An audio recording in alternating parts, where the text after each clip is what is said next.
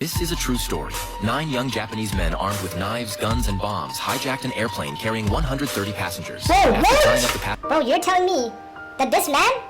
He snuck a katana onto the plane? Bro, how did this man? Man literally snuck a whole katana onto the plane. And no one noticed. Bro, I'm not gonna lie. They deserve to be hijacked. Passengers, the 9 men barged into the cockpit and took the captain hostage, ordering him to fly the plane to Havana, Cuba. However, Bro, what? Bro, you're telling me I could just Walk into the cockpit? Man, shut up! They don't have it locked?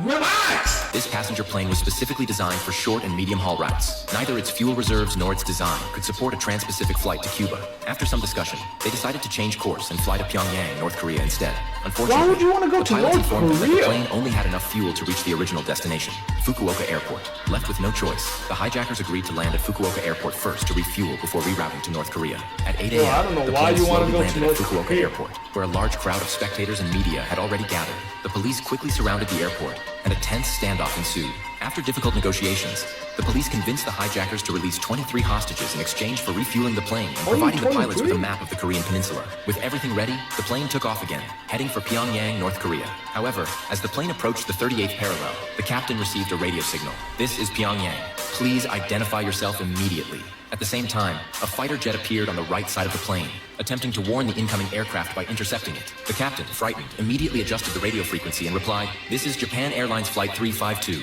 After that, the passenger plane and the fighter jet landed at the airport one after another. As they were about to disembark, they were immediately greeted with a warm welcome. Many soldiers were waiting at the airport, and there were cheerleaders holding up banners that read, "Welcome to Pyongyang." What the lead heck? hijacker had an ominous feeling because he saw black soldiers stationed not far from the airport. To get to the bottom of it, the hijackers asked the man who greeted them, "Is this Pyongyang?" They also asked about North Korea's 5-year plan and demanded to see a picture of leader Kim Il-sung. When the other party couldn't answer any of these questions, the hijackers refused to get off the plane. After hours of negotiations, the South Korean authorities finally admitted that they were currently at Gimpo Airport in South Korea. The radio and Bro, not gonna lie. They almost put a fast one on them.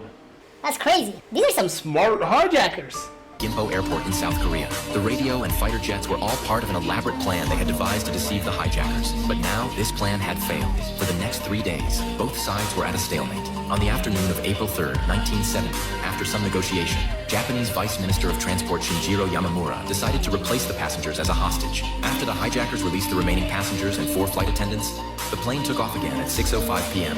This time, it truly crossed the 38th parallel and entered North Korean airspace. At 7:21 p.m., the plane landed at Mirim Airport in North Korea. I don't know After why the you wanna plane go to landed, North Korea. The North Korean side demanded that the hijackers disarm. At this point, another dramatic scene unfolded.